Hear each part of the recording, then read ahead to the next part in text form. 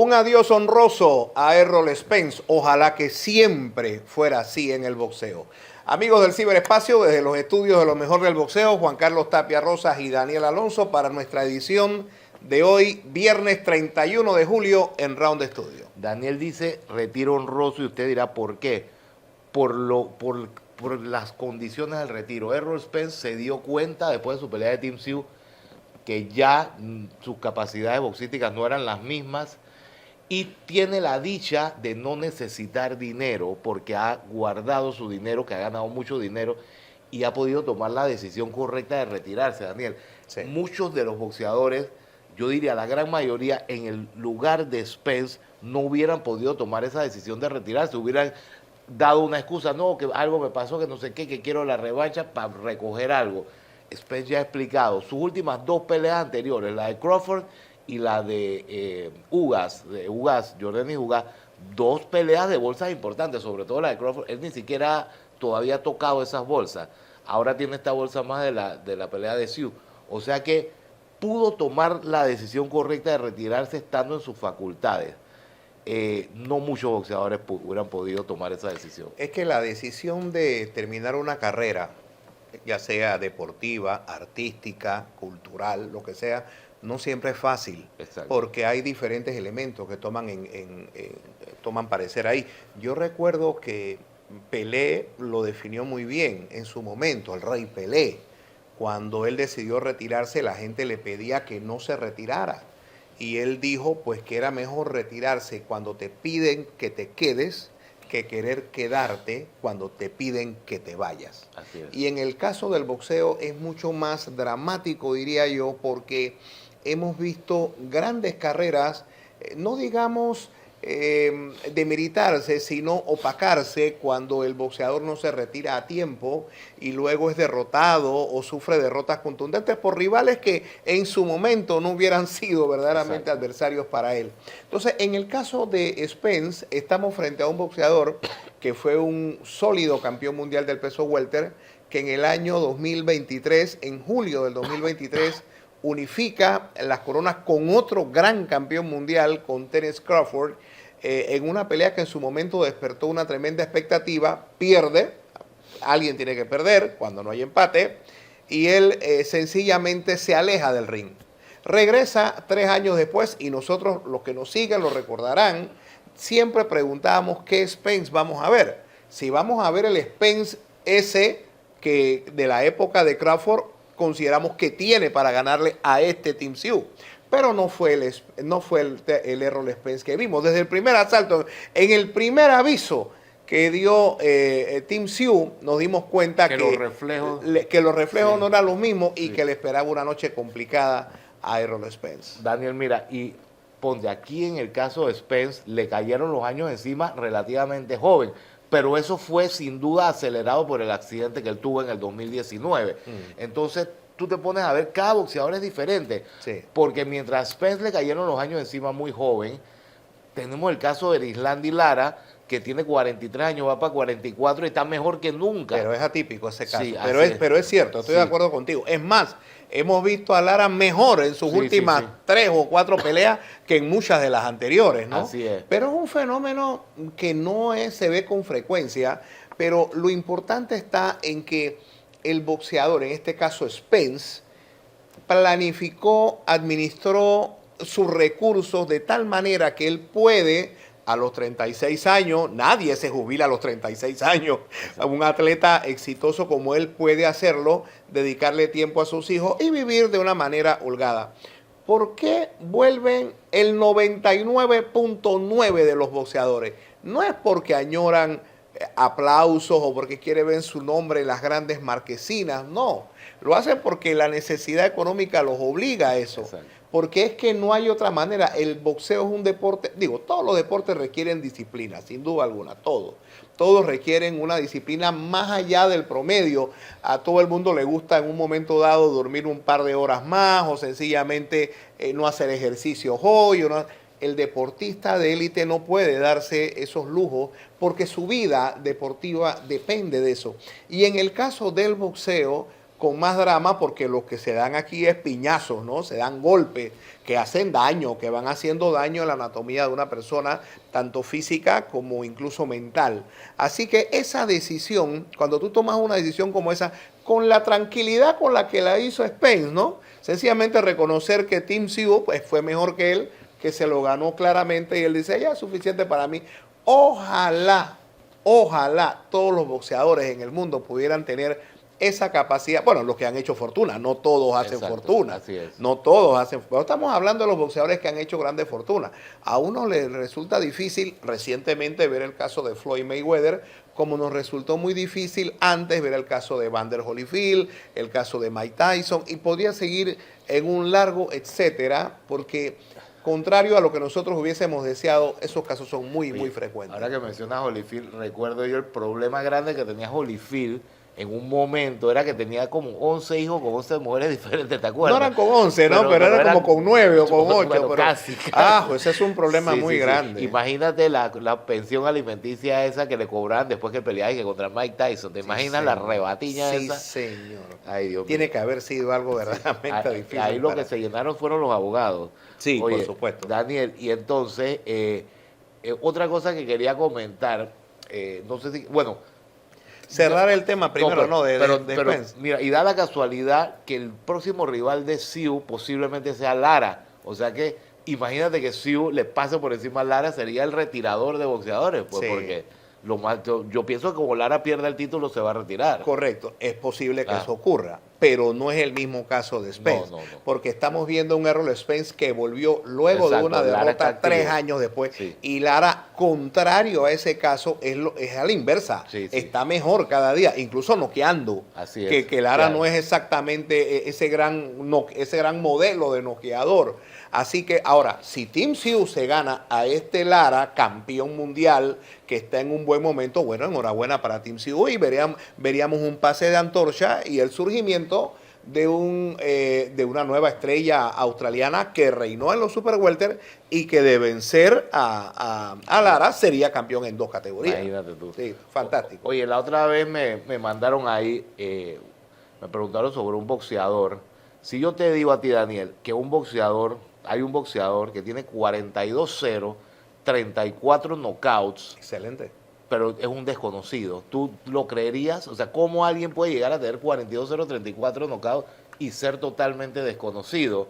Digo, Él- con ese récord verdaderamente debía ser una figura que ya estuviera en el radar, ¿no? o como Más campeón o menos. ya, oye, O clasificado mundial, ¿no? sí, pero bueno, es el caso del boxeador de El Paso, Texas, Abel Mendoza, que me llamó mucho la atención. Tiene 42-0, 34 knockouts. Ha peleado en todos lados, Daniel. Ha peleado en Colombia, ha peleado en Corea, ha peleado en Sí, México. sí. Y Abel Mendoza me resulta Sí. muy familiar ese nombre porque yo manejé por cierto tiempo la responsabilidad de BoxRec para Colombia. Y ahora que lo dice Juan, yo recuerdo que una vez yo recibí una comunicación de un colega, se me va el nombre, la verdad, un periodista, creo, de Estados Unidos, no recuerdo el lugar, que me hacía consultas porque él dudaba de que Abel Mendoza, del que tú me estás hablando, hubiese peleado el fin de semana recién pasado, en aquella época en Colombia. Y yo le decía que BoxRec solo registra los resultados oficiales que emanan de las comisiones, en este caso de Colombia, y que para eso nosotros solicitábamos documentación gráfica, ya sea fotos del pesaje, videos de la pelea. Y recuerdo que en aquella oportunidad creo que incluso hasta le mandé algunas evidencias porque me llamó la atención que un periodista estuviera dándole seguimiento a un posible, porque eso sería un caso de dolo, una Exacto. persona un atleta, llámese boxeador o lo que sea, que finge haber tenido un combate o haber tenido un resultado, ese es un caso de engaño público, por supuesto, ¿no? así es. Pero bueno, al final sí eran las legítimas las peleas. Y este señor tiene 42-0, 34 knockouts. Él acaba de ganar un campeonato en su última pelea regional de la AMB. Pero incluso así todavía no está clasificado mundial. Él está en los pesos ligeros. Sí, qué raro, ¿no? Sí. Porque ese es un récord fantástico, Fantástico. espectacular. Lo que pasa es que tú te pones a ver los rivales y no ha peleado con nadie conocido. Sí, Entonces, exacto. es raro poder mantenerte 42-0 por tanto tiempo Yo peleando. recuerdo que cuando ese colega me advirtió de un posible caso de resultados falsos, yo incluso me esmeré un poco y pude buscar antecedentes de él. Creo que hasta en Jamaica peleó, Así creo que es. hasta en Jamaica, en México, en Colombia peleó varias veces y ya yo estaba, ya yo dejé de ser editor.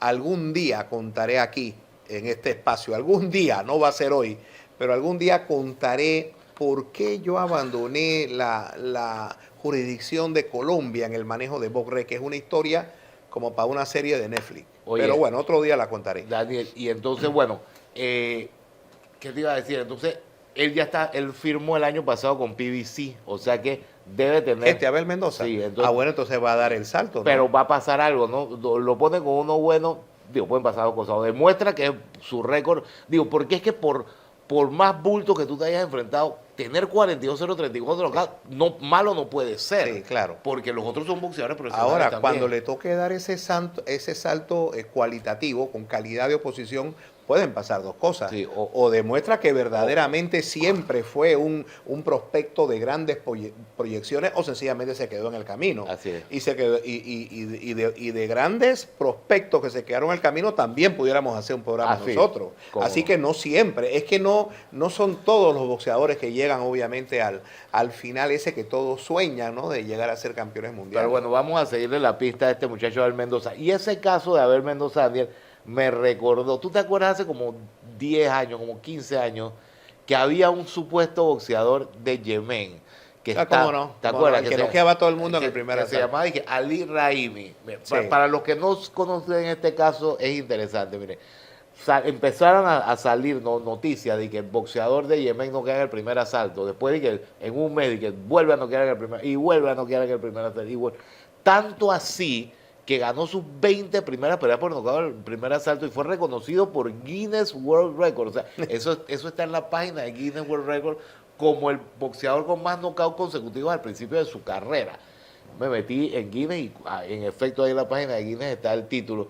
Entonces, Daniel, este tipo tú puedes buscar en YouTube los videos y te das cuenta que es un tipo que, digo, pelea, pero los rivales no. Entonces, o sea, parece... No, yo recuerdo que tú y yo vimos, estamos hablando hace varios años ya de eso, y recuerdo que estábamos investigando y vimos incluso los escenarios donde peleaban, me llamaban la atención. No eran los clásicos escenarios de gimnasios, de coliseos, con mucho público. Nos llamaba la atención eso. Él era coronel del ejército de Yemen. Mira tú. Estaban en plena guerra con Arabia Saudita y el tipo entraba al ring escoltado con tipos con AK-47 y cuestión. Entonces, bueno, la cosa es que suben los rankings y empieza a retar a Chocolatito González. Y entonces le hacen, creo que se planea como una eliminatoria titular, sería contra su primer rival de renombre. No me acuerdo quién era el rival, pero era alguien conocido y el ganador pelearía con Chocolatito, ¿no? Entonces, como unas semanas antes de la pelea, sale la noticia de que boxeador Ali Raimi muere en un bombardeo de Arabia Saudita y Yemen. Digo, pobre, ¿no? Pero mucha gente pensó, ¿será verdad o será que...? Sí, quedó una gran duda con respecto a si eran legítimos esos resultados. Porque me imagino que no quería que se enfrentara un boxeador de clase mundial porque ahí se iba a desenmascarar todo, ¿no? Pero al final, Daniel, me acuerdo que se quedó clasificado varios meses por la AMB cuando ya estaba muerto. Ya estaba muerto. Sí, que me acuerdo que Dan Rafael posteó y que en la AMB hay muertos, literalmente hablando, porque tú sabes, a veces la gente dice que los boxeadores malos son muertos, pero ahí hay literalmente... Pero bueno, un caso del boxeador se retiró invicto, creo que 25-0, 25 knockouts, pues falleció supuestamente, pero casos y cosas del boxeo. Sí, y eso que hoy día tenemos mucha más posibilidad de poder acceder a evidencia y con todo y eso se van algunas situaciones irregulares. Imagínate cómo sería antes, ¿no? ¿Tú te acuerdas una vez que Durán peleó aquí contra un rival que supuestamente tenía un gran récord y al final resultaba que era un bulto, ¿te acuerdas? Ariel Cruz. Creo que era Ariel Cruz. Ariel Cruz creo que tenía 0 ganadas, 13 perdidas. Ajá. Fue una pelea en el Nuevo Panamá, lo recuerdo perfectamente. Creo que Sergio fue el promotor, ¿ves? Pero habían dicho que tenía un récord. Sí, pero en esa época no había la manera de confirmar como lo tenemos hoy. Tú tenías que confiar en los... Exactamente. No, muchas veces los boxeadores lo que traían era una especie de certificación que podía también ser apócrifa, ¿no? Así Exacto. que eso era muy difícil poder determinarlo, pero entiendo que Ariel Cruz, a quien noqueó Durán en el primer asalto, Exacto. tenía un récord de 0-13. Oye, Julio César Alvarado creo que fue el árbitro de esa pelea. Un día tenemos que hacer un programa de cosas así del boxeo. Digo, lo que pasa es que a veces son delicadas, casos así. No, pero es que hay muchísimos Sí. casos sorprendentes.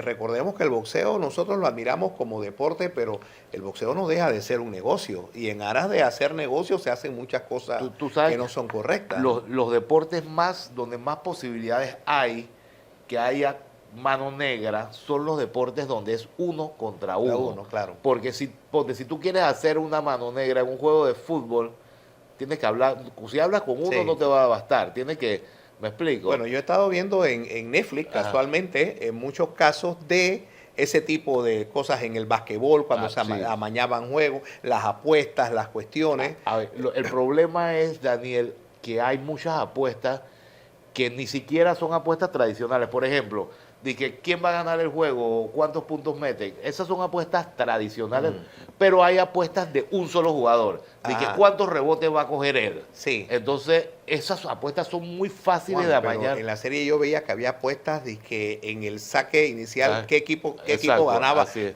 Sorprendente eso. No, hay de todo. Toda clase de pero apuestas. imagínate que tú eres un basquetbolista y te digan, Daniel Alonso va a ser más o menos de 5.5 rebotes. O sea que si hace 6 es más, si hace 5 es menos. Entonces, tú eres él y tú te apuestas menos, pues y ya no va a coger ningún Claro, rebote. Pues, exactamente. porque no tienes que amañar nada con más nadie, eres tú.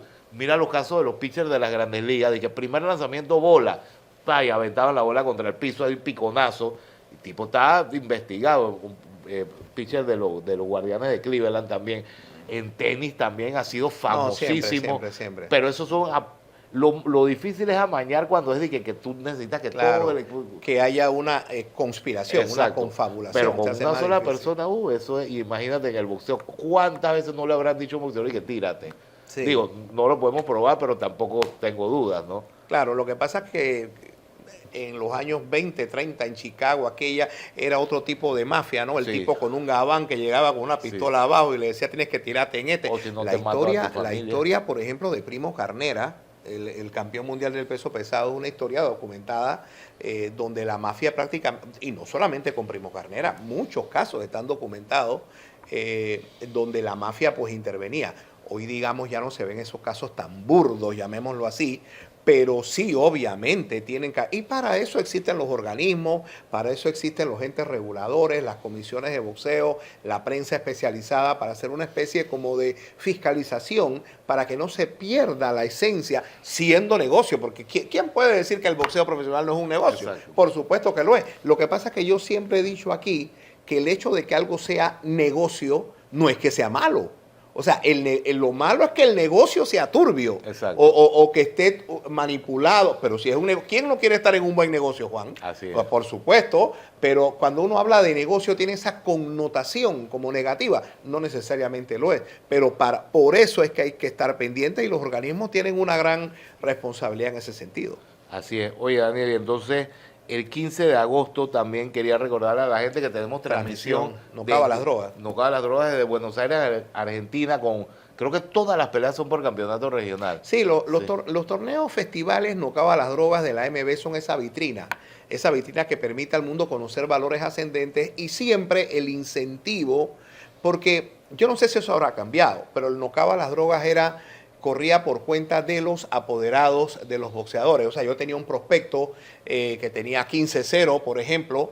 Yo pagaba la bolsa de mi boxeador para que él actuara ahí, pero la pelea era por un título, que no me costaba, porque recuerden que los títulos, cada vez que ustedes escuchan de que campeonato fedelatín, campeonato intercontinental, eso se paga, eso hay que pagar sanciones para que el organismo avale esa pelea. Entonces, el incentivo en el No Caba las Drogas es que el organismo, que es la AMB, pues otorga los títulos sin que le cueste al promotor y eso es un incentivo, verdaderamente. Por eso usted ve que va mucho talento, mucho novato, prospecto con buenas proyecciones Y yo recuerdo cuando Aurelio Fiengo, el ya desaparecido dirigente panameño, colonense, para ser más exacto, dirigió Fedelatín por muchos años, la gran satisfacción que tenía Aurelio Fiengo era la gran cantidad de campeones Fedelatín que llegaron a ser campeones mundiales de boxeo. O sea, era como una especie de antesala, un trampolín. Y eso es lo que hace interesante el Festival No Acaba la Droga. Así que bueno, vamos a transmitir eso en COS, 15 de agosto a las 8 de la noche. Esta es nuestra próxima transmisión internacional. Dos comentarios al final. Estamos grabando hoy, 31 de julio. El sábado 1 de agosto, boxeo profesional en David Chiriquí. Roberto Mora, el capitán Roberto Mora, presenta una cartilla de 9 combates. Hay como 4 debutantes. Hay una pelea estelar de revancha, que es la de Ángel Mojica con Isaac Samaniego, que la recomiendo. Si es como la primera, va a ser buenísima. Va a estar Teresa Almengor peleando contra Yaxuri Gordón, que siempre es una rival peligrosa, sí, porque Yaxuri Gordón, ella es uniformada, ella es del SENAM, del Servicio Aeronaval, y como que siempre está en condiciones por la naturaleza de su trabajo, y siempre resulta una rival complicada. Así que a los que nos ven en Chiriquí, en la basita, yo tengo mucho interés en ver cómo quedó la basita, porque fue remodelado.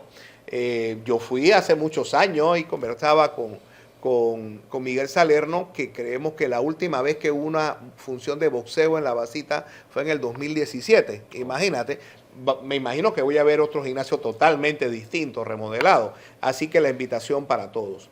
Y quiero finalizar, con tu permiso, Juan Carlos, enviando en nombre de lo mejor del boxeo y de todo el equipo de esta empresa un feliz cumpleaños a nuestra pionera del boxeo femenino panameño, Ana Pascal. La gran Ana Pascal. La gran Ana Pascal, nacida en Colón, Panamá, campeona mundial, hoy dedicada a preparar nuevos valores. Ana es entrenadora, muy exigente, por cierto, pero que hace un gran trabajo como forjadora de nuevos talentos. Así que Ana, en nombre, campeona, Ana Pascal, en nombre de todo el personal, pues que pases un feliz cumpleaños hoy y que sean muchos años más con alegría y éxito. Tú sabes que cuando la gente ve a Ana Pascal, ella se ve como una mujer ruda, así como brava, sí, pero es un amor es súper cariñosa. Tremenda. Y dedicada, como te digo, a los nuevos valores. Tiene mucha paciencia para los muchachos nuevos. ¿Sí o no, Ana? Saludos, feliz Ana. Cumpleaños. Bueno, ¿listo? Listo, Daniel. Entonces, con Miguel Salerno, con John Cena detrás de cámara, Juan Carlos Tapia Rosas y Daniel Alonso, esto ha sido Round de Estudio.